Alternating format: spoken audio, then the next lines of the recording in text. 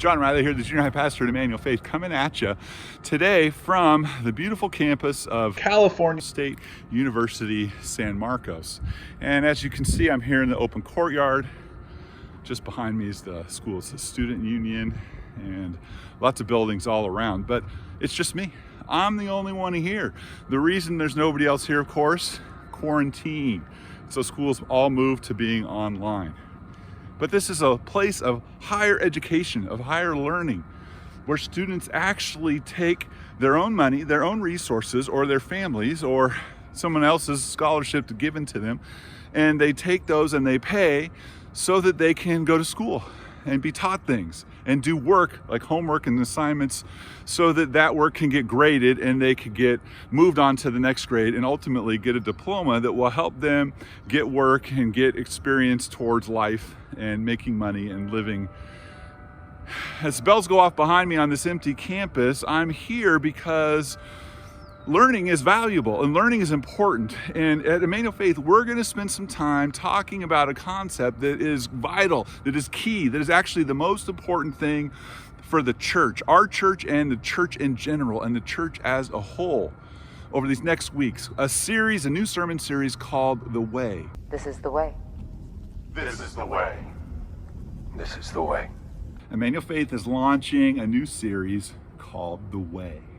And what we're talking about is simply the way of Jesus Christ, the way of the believer. It was in the Bible when Christians walk, their methodology, their religion, their practice was originally called the way. And that's what we're going to be focused on as a church. The way of the believer, the way of Jesus is following. And what we're really talking about here is becoming disciples of Christ. Some people think of their faith as, okay, I'm a Christian, therefore I'm going to heaven. And it's not as simple as that. It's as wonderful as that, but it's not as simple as that. And it shouldn't stop there, because the way of the believer in following Jesus is becoming more like him. Here at Emmanuel Faith, we're breaking it down into these simple 3 phrases describing what the way is all about. Being with Jesus, becoming like Jesus, and doing as Jesus did. Being with, becoming like, and doing as Jesus did. Here are key scriptures that I want you to know, and really embrace and know by heart. First, Matthew chapter 28, verses 19 through 20, Jesus says, the Great Commission. It's probably really familiar if you don't have it memorized by now. Add it to your memory banks. Jesus is right before he gets ascended up into heaven, and he's with his disciples. And he gives them this great challenge where he says, "Therefore go and make disciples into all the nations, baptizing them in the name of the Father and the Son and the Holy Spirit, and teaching them to obey everything I have commanded you. And lo," I like that word, lo. And check it out is another way of saying it. And believe me, it means I'm with you always, even to the end of the age. Jesus is always going to be with us, and he gives us this commission, this job to do as a believer.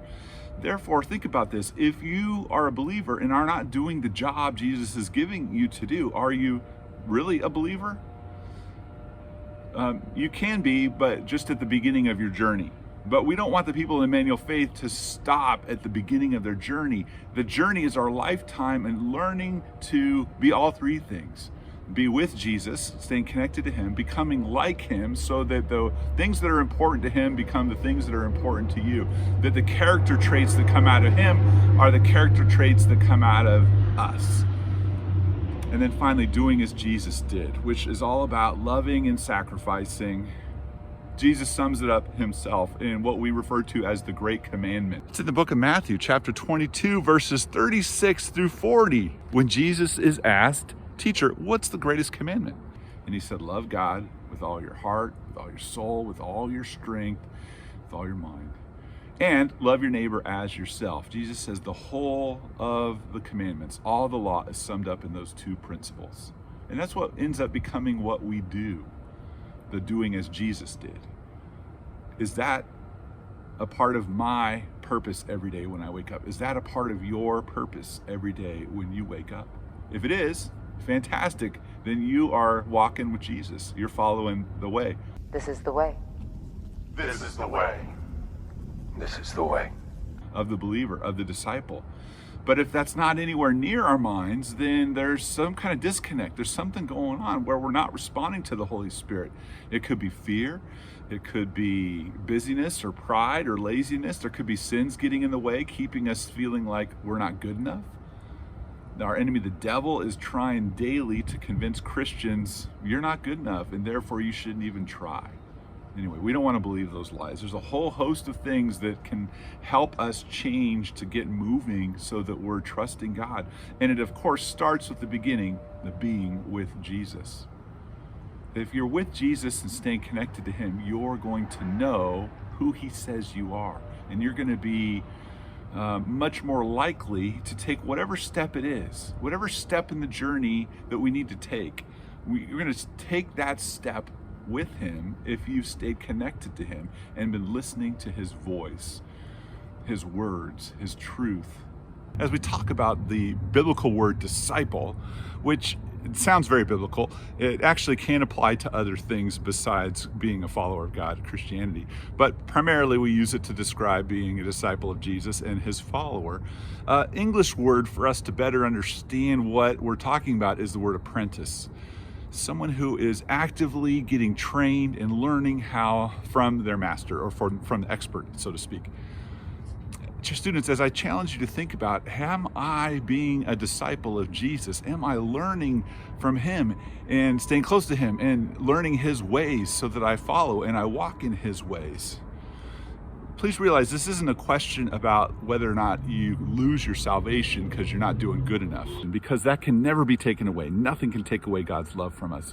But it honestly kind of is a question about whether or not you've ever actually been saved. Have you been sinking your roots into Christ's truth and connecting with him because you love him and therefore listening to what he says and trying to grow in and through him? This is the important question, and this is what, regardless of where you find yourself right now in the journey, you're invited to join us in learning more about and beginning to practice more about this connection, this way of Jesus, being his apprentice, being his disciple. And this is what we want to do as a whole church together. Walk well on this journey of being the disciple of Jesus. And a disciple of Jesus makes more disciples of Jesus. Are you an apprentice of him? Are you following after him and learning from him? If not, you're invited to join him in this way, to walk in the way of Jesus.